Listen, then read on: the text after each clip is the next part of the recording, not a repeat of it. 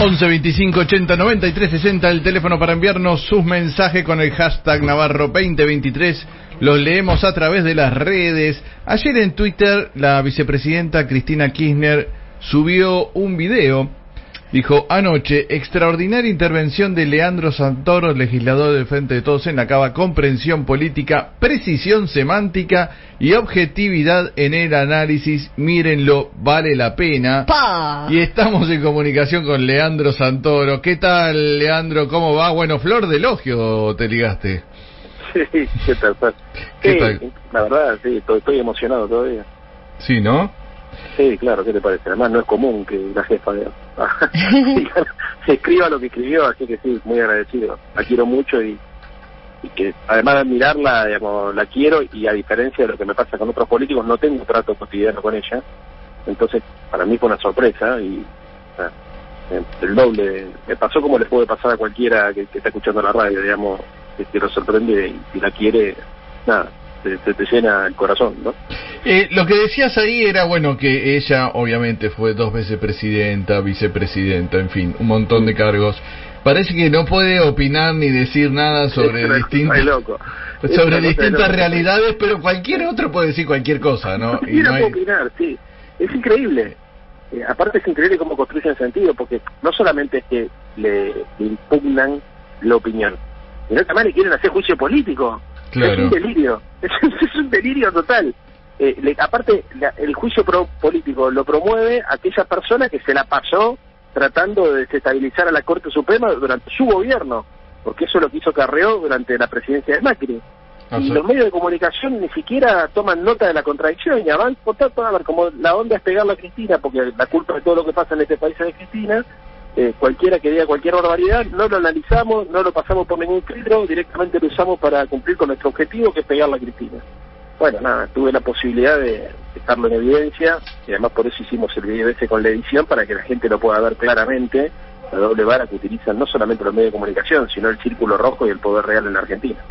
Lo que estuvo diciendo Elisa Carrió cuando era una figura importante, ¿no?, del oficialismo en ese momento, durante tanto tiempo, sobre que era presidente de la Corte, que decía que era un delincuente, que robaba. Con el agravante, Fernando, que en realidad ella utilizaba eso para pegarle a Macri, porque decía que el que lo bancaba era Macri, y además le pegaba a Lorenzetti y a Garabano. Y al ministro de Justicia, así que decía. Claro, ¿me entendés? O sea, es una cosa insólita.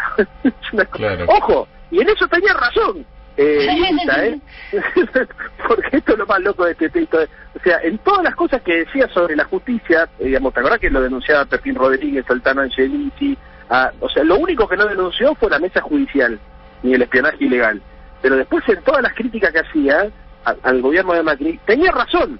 Ahora, que lo diga ella es un aporte para la República y para el Estado de Derecho. Si lo decimos nosotros, es un proceso de desestabilización, es una locura. Absolutamente. Y yendo al tema bueno, después habló Alberto Fernández y coincidió con muchos de los puntos de vista de Cristina, y en sus críticas a la Corte Suprema, a su funcionamiento, él dijo una discrecionalidad pasmosa con la que funciona la Corte, pero da la sensación como que hay diferentes miradas sobre cómo avanzar en ese problema, ¿no? En el gobierno dice no hay que hacer ni juicio político, ni modificar la cantidad de miembros de la Corte. Bueno, no queda muy claro cómo piensan avanzar. ¿Cómo ves vos esa situación? Con la misma preocupación que le está describiendo vos. De hecho, yo creo que este era un tema para atacar el 12 de diciembre. 12 de diciembre. Tendríamos que haberle contado a la sociedad todo lo que pasó, inclusive yo hubiese hecho una presentación política contundente donde se pueda documentar todas las arbitrariedades, los abusos de poder, porque ¿sabes qué pasa? Incluso a la gente que no cree en nosotros y que está convencida que en la Argentina durante el kirchnerismo hubo un enorme proceso de corrupción y todas las cosas que instalaron los medios de comunicación, tampoco le sirve que la justicia sea tan parcial y que esté tan cuestionada, porque en definitiva hoy la justicia tiene el 90% de rechazo, porque la gente que piensa como nosotros, Fernando, habla del lawfare, habla de la utilización política del poder económico sobre el poder judicial para llevar adelante sus negocios, bla, bla, bla. y la gente que está en contra de nosotros dice que no hay nadie preso, que no fueron a fondo, que pactar. Por eso tiene, digamos, la justicia no le cree a nadie, no, de ningún lado de la grieta le cree.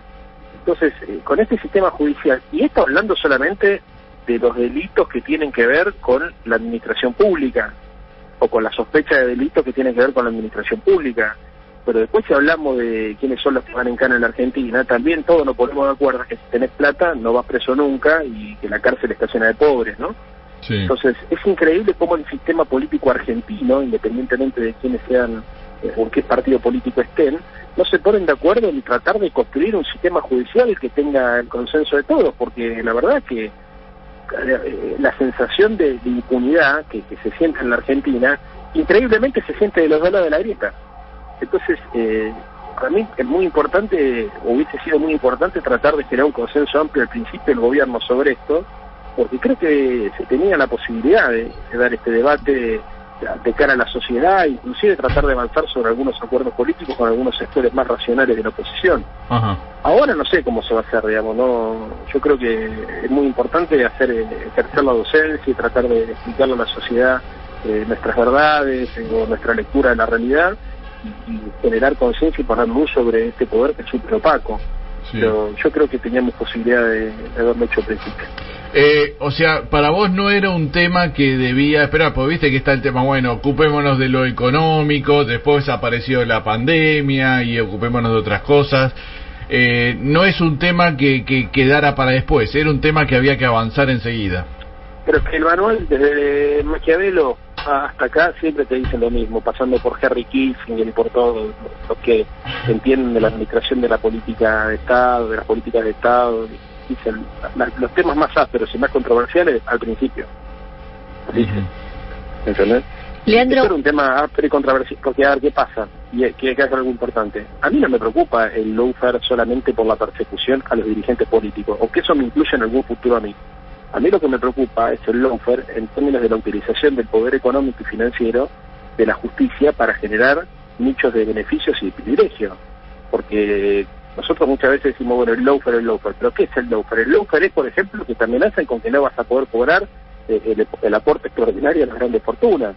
O el lawfare es que la Corte se queda con la causa de la discusión de la coparticipación para apretarlo al gobierno con el objetivo de que no le saquen la guita que maneja la Corte Suprema. Entonces es un poder que, digamos, que lo que termina haciendo es tomando decisiones políticas y alterando la vida económica y social de los argentinos.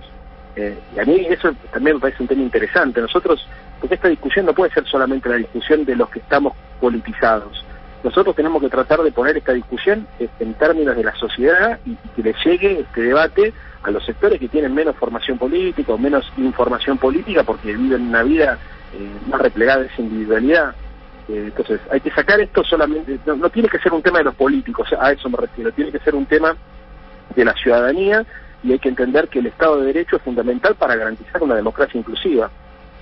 Leandro, y hablando de lawfare y de plata, hablando también un poco de tu rol de legislador porteño y toda la discusión que se abrió a partir de la plata que transfirió Mauricio Macri a Larreta de recursos de origen nacional a la ciudad, como porteños y como legislador porteño de opositor al oficialismo local, ¿cómo crees que se puede reacomodar en términos de opinión pública también, incluso para los votantes de esta ciudad, esa discusión? Porque muchas veces lo que se dice, bueno, por lo pronto consiguió más plata para los porteños, para hacer veredas o para hacer obra pública, y después a partir de ahí Larreta utiliza ese discurso para de alguna manera victimizarse.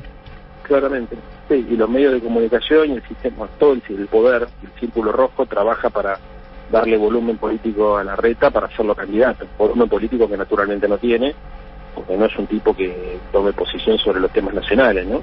Pero bueno, han utilizado esta controversia, digamos, para tratar de darle más proyección. Pero viste que se armó la discusión de decir, bueno, si sos bonaerense tenés que defender los recursos de la provincia, si sos porteño tenés que defender los recursos de la ciudad, no importa de qué partido o de... No, pero eso está bien. A ver, la discusión está bien, yo quiero más recursos para mi ciudad, pero los quiero de manera legal. ¿Me entendés? Que fue lo que le dije en la legislatura a los muchachos.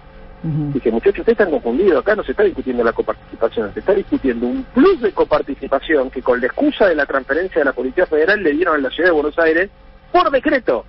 Ustedes lo que tendrían que haber hecho era pedirle a Macri que se los pase por ley del Congreso. Entonces, en vez de agarrar y decir, che, pasándolo por ley del Congreso, así nos quedamos tranquilos, que esto lo vamos a tener siempre, se hicieron los 11, hicieron pelito para la vieja, y le acertaron la lista por decreto, y la fueron imputando sucesivamente a los distintos presupuestos. Resulta que no pudieron sacarla nunca por ley del Congreso, porque era imposible que las provincias acepten ese beneficio para la Ciudad de Buenos Aires. Entonces, el que plantea la corrección del plus de coparticipación no es Alberto Fernández, son los otros 23 gobernadores, inclusive los gobernadores radicales, que desde el principio de la gestión le vienen diciendo a Alberto, che, acá Max había cometido un exceso, inclusive se habían comprometido a corregirlo y no lo hicieron, y bueno, y lo tenés que corregir, digamos. Y Alberto toma ese reclamo de las provincias y toma la decisión de modificar ese plus de coparticipación. Entonces acá lo que hay que entender es que Larreta tendría que haberle pedido a Macri una ley para imputar al presupuesto y para contabilizar esos recursos de manera permanente. Si no, los tendría que haber tomado como recursos extraordinarios. Ahora, cuando esa situación anómala y ventajosa para Buenos Aires, pero podríamos decir inconstitucional, porque la coparticipación se modifica solamente por ley, se pone en discusión, resulta que nos damos cuenta que el tipo no tenía previsto la posibilidad de que eso suceda y tenemos un agujero fiscal. Entonces ahí es donde nosotros decimos, bueno, dos cosas. Primero, tendría que haber tenido un fondo anticíclico de reserva, y segundo, veamos en qué gastaron la guita.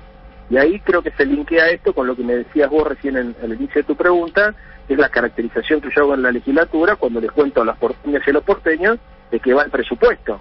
Porque en el presupuesto de la Ciudad de Buenos Aires, escuché este número, el 48% de los gastos de administración gubernamental, o sea, de todo el presupuesto de la ciudad hay un pedazo que se dedica a la administración gubernamental, eso es el 12%.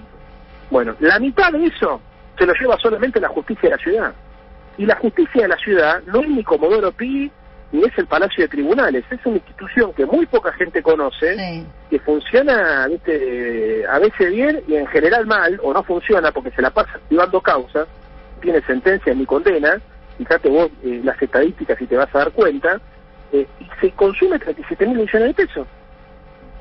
Es una, claro. A ver, y mientras, por ejemplo, para que la gente que esté escuchando se dé una idea, mientras en este presupuesto el aumento para los organismos de control es del 24%, el aumento para este Poder Judicial, que no conoce a nadie, que no resuelve ningún problema, es del 35%.